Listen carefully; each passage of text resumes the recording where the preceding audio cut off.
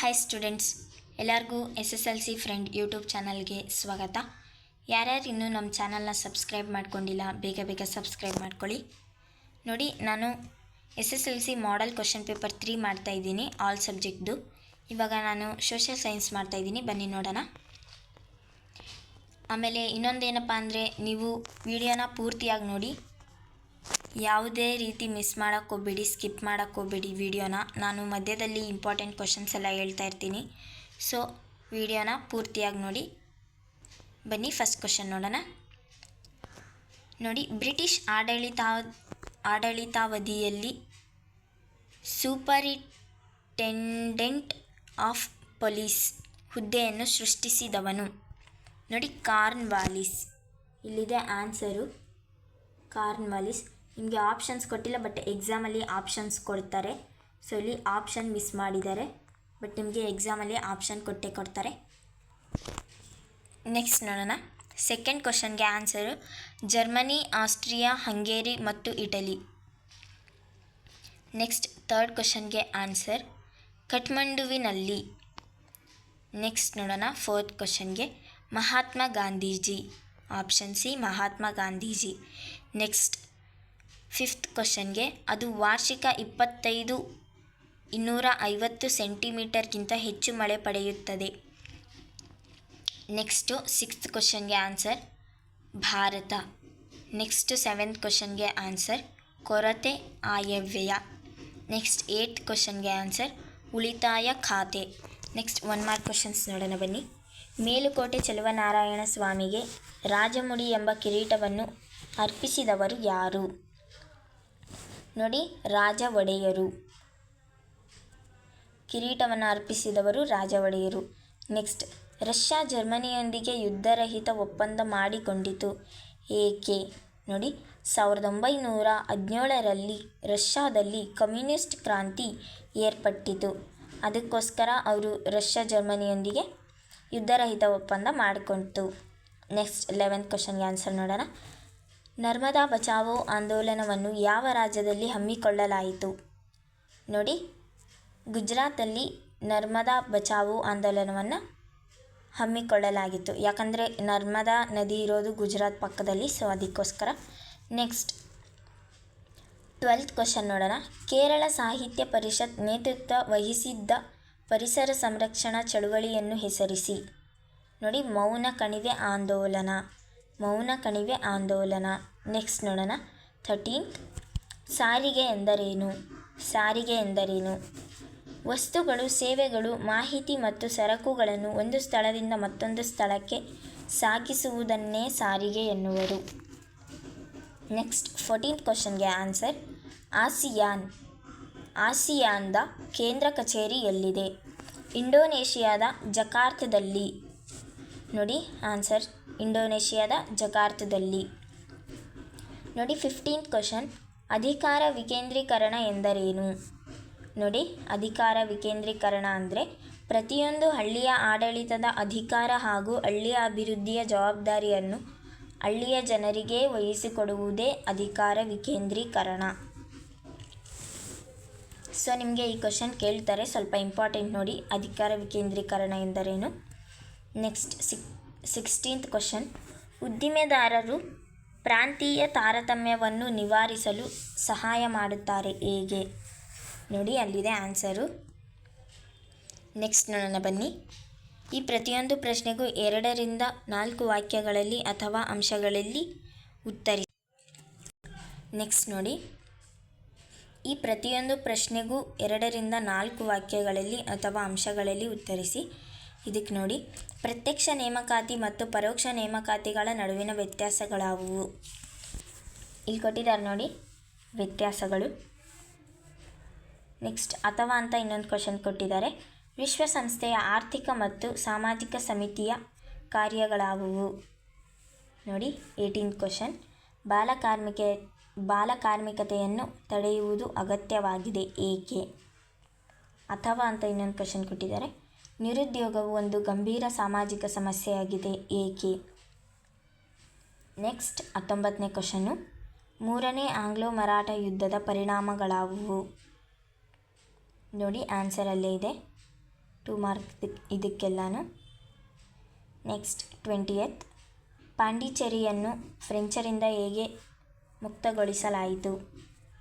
Next 21st question, ಭಾರತದಲ್ಲಿ ವಿವಿಧ ಪ್ರಕಾರದ ನೀರಾವರಿ ಪದ್ಧತಿಗಳು ಬಳಕೆಯಲ್ಲಿವೆ, ಏಕೆ? ನೋಡಿ ಆನ್ಸರ್ ಅಲ್ಲೇ ಕೊಟ್ಟಿದ್ದಾರೆ. ಯಾರ್ಯಾರಿನ್ನೂ ನಮ್ಮ ಚಾನಲ್ನ ಸಬ್ಸ್ಕ್ರೈಬ್ ಮಾಡ್ಕೊಂಡಿಲ್ಲ ಬೇಗ ಬೇಗ ಸಬ್ಸ್ಕ್ರೈಬ್ ಮಾಡ್ಕೊಳ್ಳಿ. ಆಮೇಲೆ ಇನ್ನೊಂದೇನಪ್ಪ ಅಂದರೆ ವೀಡಿಯೋನ ಎಲ್ಲೂ ಮಿಸ್ ಮಾಡಬೇಡಿ, ಸ್ಕಿಪ್ ಮಾಡಬೇಡಿ, ಕರೆಕ್ಟಾಗಿ ನೋಡ್ಕೊಂಡೋಗಿ ಫಸ್ಟಿಂದ ಲಾಸ್ಟ್ ಗಂಟನೂ ನಾನು ಇಂಪಾರ್ಟೆಂಟ್ ಕ್ವಶನ್ ಹೇಳ್ತಾ ಇರ್ತೀನಿ, ಅಥವಾ ನಿಮಗೆ ಎಕ್ಸಾಮ್ ಬಗ್ಗೆ ಅಥವಾ ಯಾವುದ್ರ ಬಗ್ಗೆನಾದರೂ ಸ್ಟಡೀಸ್ ಟಿಪ್ಸ್ ಕೊಡ್ತಾ ಇರ್ತೀನಿ. ಸೊ ನೀವು ಅದನ್ನೆಲ್ಲ ಕೇಳ್ಕೋಬೇಕು ಅಂದರೆ ವಿಡಿಯೋನ ಮಿಸ್ ಮಾಡಬೇಡಿ, ಕರೆಕ್ಟಾಗಿ ನೋಡಿ.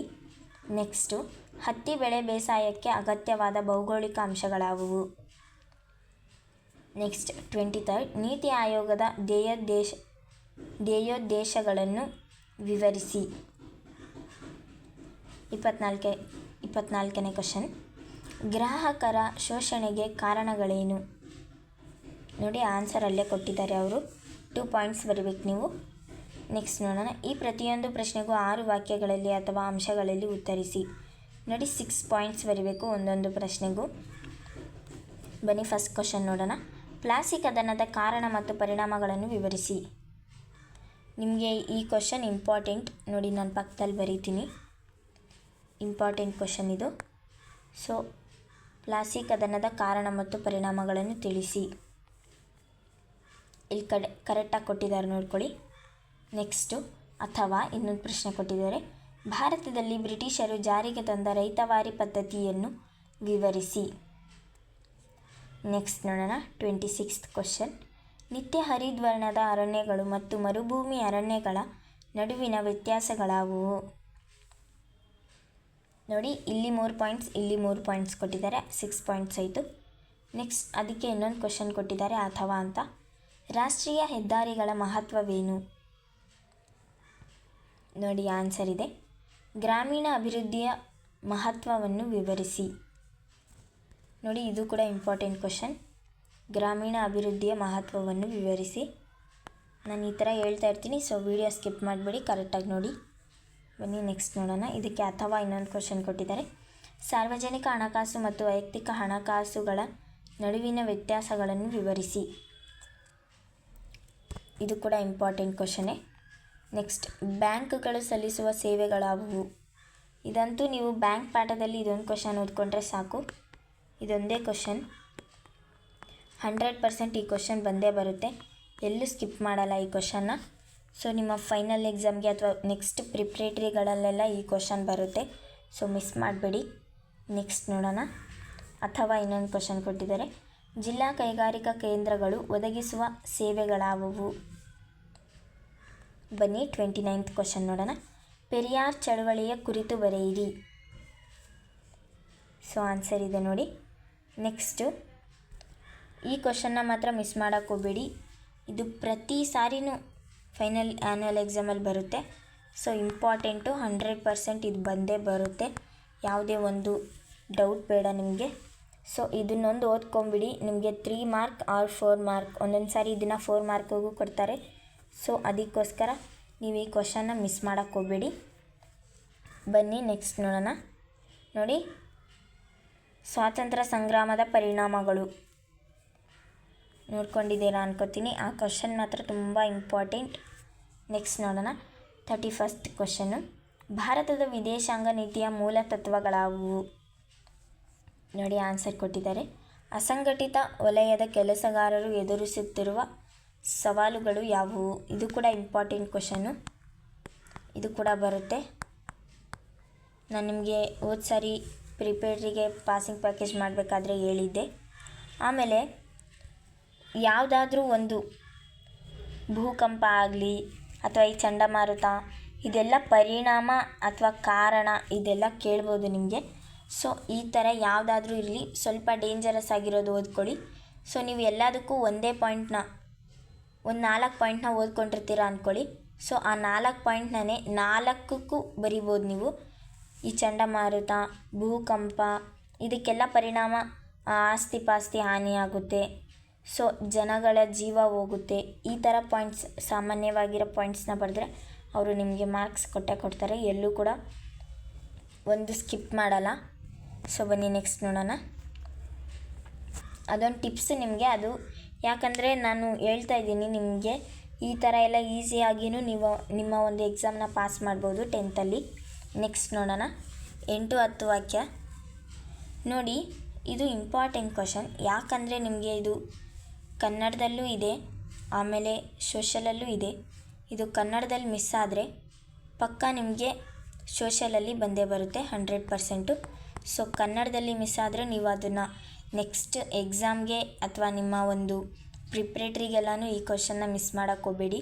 ನೋಡಿ, ನಾಲ್ವಡಿ ಕೃಷ್ಣರಾಜ ಒಡೆಯರ ಆಡಳಿತವು ಮೈಸೂರನ್ನು ಒಂದು ಮಾದರಿ ರಾಜ್ಯವನ್ನಾಗಿ ಮಾಡಿತು, ಸಮರ್ಥಿಸಿ. 4 ಮಾರ್ಕ್ಸ್ಗೆ ಬರುತ್ತೆ, ಇದು ಕಡಿಮೆ ಮಾರ್ಕ್ಸಿಗೆ ಬರಲ್ಲ. ಸೊ ಇದನ್ನು ನೆನ್ಪಿಟ್ಕೊಳ್ಳಿ. ನಿಮ್ಮ ಒಂದು ಕನ್ನಡ ಎಕ್ಸಾಮಲ್ಲಿ ಬಂದಿಲ್ಲ ಅಂದರೆ ಸೊ ನೀವು ಅವಾಗ ಇದನ್ನು ಸೋಷಲ್ ಸೈನ್ಸ್ ಎಕ್ಸಾಮಲ್ಲಿ ಪಕ್ಕ ಬರುತ್ತೆ ಅಂತ ಅರ್ಥ ಮಾಡ್ಕೊಳ್ಳಿ. ಬನ್ನಿ ನೆಕ್ಸ್ಟ್ ನೋಡೋಣ. ಇದಕ್ಕೆ ಅಥವಾ ಕ್ವಶನ್ ಕೊಟ್ಟಿದ್ದಾರೆ, ನೋಡೋಣ ಬನ್ನಿ.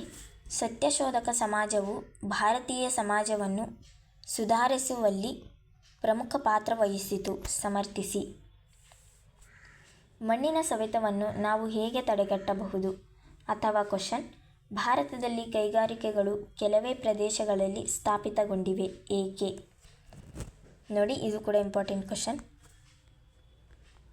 ನಾನು ಈ ಥರ ಎಲ್ಲ ಹೇಳ್ತಾ ಇರ್ತೀನಿ, ನೀವು ವಿಡಿಯೋನ ಸ್ಕಿಪ್ ಮಾಡೋಕ್ಕೆ ಹೋಗಬೇಡಿ, ಪೂರ್ತಿ ವಿಡಿಯೋನ ನೋಡಿ. ಬನ್ನಿ ನೆಕ್ಸ್ಟ್ ನೋಡೋಣ. 36th ಕ್ವಶನ್, ಭಾರತದ ಸ್ವಾತಂತ್ರ್ಯ ಹೋರಾಟದಲ್ಲಿ ಮಂದಗಾಮಿಗಳ ಪಾತ್ರವನ್ನು ವಿವರಿಸಿ. ಬನ್ನಿ ನೆಕ್ಸ್ಟ್ ನೋಡೋಣ. 37th, ಭಾರತದಲ್ಲಿ ಇತ್ತೀಚೆಗೆ ಮಹಿಳೆಯರ ಸ್ಥಾನಮಾನದಲ್ಲಿ ಸುಧಾರಣೆಯಾಗುತ್ತಿದೆ, ಏಕೆ? ಸೊ ಇದು ನೋಡಿ, ಇದು ಇಂಪಾರ್ಟೆಂಟ್ ಕ್ವಶನು. ನಮ್ಮ ಒಂದು ಈ ಜನ್ರೇಷನ್ಗೆ ಈ ಕ್ವಶನ್ನು ಪಕ್ಕ ಕೊಡ್ತಾರೆ. ಬಿಕಾಸ್ ಇವಾಗ ಒಂದು ಮಹಿಳೆಯರ ಸ್ಥಾನಮಾನ ಸುಧಾರಣೆಯಾಗ್ತಿದೆ, ಯಾಕಂದರೆ ಸರ್ಕಾರ ಹೊಸ ನೀತಿಗಳನ್ನ ತಂದಿದೆ, ಮಹಿಳೆಯರಿಗೋಸ್ಕರ ತುಂಬ ಶ್ರಮಿಸಿದೆ ಸರ್ಕಾರ. ಸೊ ಅದಕ್ಕೋಸ್ಕರ ಈ ಕ್ವಶನ್ ನಿಮಗೆ ಮಿಸ್ಸೇ ಮಾಡಲ್ಲ, ಪ್ರತಿ ಇಯರು ಕೂಡ ಕೊಡ್ತಾರೆ. ಸೊ ಈ ವರ್ಷವೂ ಕೊಡ್ತಾರೆ, ಇದನ್ನೊಂದು ನೆನ್ಪಿಟ್ಕೊಳ್ಳಿ. ನೆಕ್ಸ್ಟ್ ನೋಡೋಣ. ಲಾಸ್ಟಲ್ಲಿ ಮ್ಯಾಪು. ಸೊ ಮ್ಯಾಪ್ ನೋಡ್ಬೋದು ನೀವು, ಇಲ್ಲಿ ಕೊಟ್ಟಿದ್ದಾರೆ. ಫಸ್ಟು ಪ್ಲೇಸಸ್ನ ನೋಡ್ಕೊಂಬಿಡಿ. ಉತ್ಕಲ ತೀರ, ಕರ್ಕಾಟಕ ಸಂಕ್ರಾಂತಿ ವೃತ್ತ, ಕನ್ಯಾಕುಮಾರಿ, ಕೋಸಿ ಯೋಜನೆ, ಸೂರತ್, ಕೋಲ್ಕತ್ತಾ, ಅರಾವಳಿ ಬೆಟ್ಟಗಳು, ಶ್ರೀನಗರ, ಕಾನ್ಪುರ, ಲಾತೂರ್. ನೋಡಿ, ಇದನ್ನು ನಾನು ನಿಮಗೆ ಝೂಮ್ ಮಾಡಿಬಿಟ್ಟು ತೋರಿಸ್ತೀನಿ. ನೀವು ಪ್ಲೇಸಸ್ ನೋಡಿದ್ದೀರಾ ಅನ್ಕೋತೀನಿ. ಸೊ ನೋಡಿ, ಇಷ್ಟೇ ಪ್ಲೇಸಸ್ ಎಲ್ಲ ಇದರಲ್ಲಿದೆ. ನಿಮಗೆ ಇದು ಕಷ್ಟ ಆದ್ರೂ ನಾನು ನಿಮಗೆ ಮ್ಯಾಪ್ದೆಲ್ಲ ಬಿಟ್ಟಿದ್ದೀನಿ ವಿಡಿಯೋ. ಸೊ ಅದನ್ನು ನೀವು ನೋಡಿಬಿಟ್ಟು ಯಾವ್ಯಾವ ಇಂಪಾರ್ಟೆಂಟ್ ಪ್ಲೇಸಸ್ ಇದೆ ಅಂತ ನೋಡ್ಕೋಬೋದು. ನಾನು ಇಂಪಾರ್ಟೆಂಟು ನಿಮ್ಮ ಒಂದು ಈ ಸಿಲೆಬಸ್ಗೆ, ಈ ಇಯರ್ಗೆ ಯಾವ್ಯಾವ ಒಂದು ಮ್ಯಾಪಲ್ಲಿರೋ ಪ್ಲೇಸಸ್ ಬರುತ್ತೆ ಅದನ್ನು ನಾನು ಕರೆಕ್ಟಾಗಿ ಗುರುತಿಸ್ಬಿಟ್ಟು ಕೊಟ್ಟಿದ್ದೀನಿ. ಸೊ ಆ ವಿಡಿಯೋನ ಯಾರ್ಯಾರು ನೋಡಿಲ್ಲ ಬೇಗ ಹೋಗಿ ನೋಡಿ. ಯಾರ್ಯಾರು ಈ ವಿಡಿಯೋನ ಪೂರ್ತಿಯಾಗಿ ನೋಡಿದಿರಾ, ಥ್ಯಾಂಕ್ ಯು ಸೋ ಮಚ್. ಯಾರ್ಯಾರು ನಮ್ಮ ಚಾನಲ್ನ ಸಬ್ಸ್ಕ್ರೈಬ್ ಮಾಡ್ಕೊಂಡಿಲ್ಲ ಬೇಗ ಸಬ್ಸ್ಕ್ರೈಬ್ ಮಾಡ್ಕೊಳ್ಳಿ. ಹಾಗೆ ನಾವು ಬಿಡೋ ಅಂಥ ವಿಡಿಯೋನ ಎಲ್ಲನೂ ಪೂರ್ತಿಯಾಗಿ ನೋಡಿ. Thank you so much.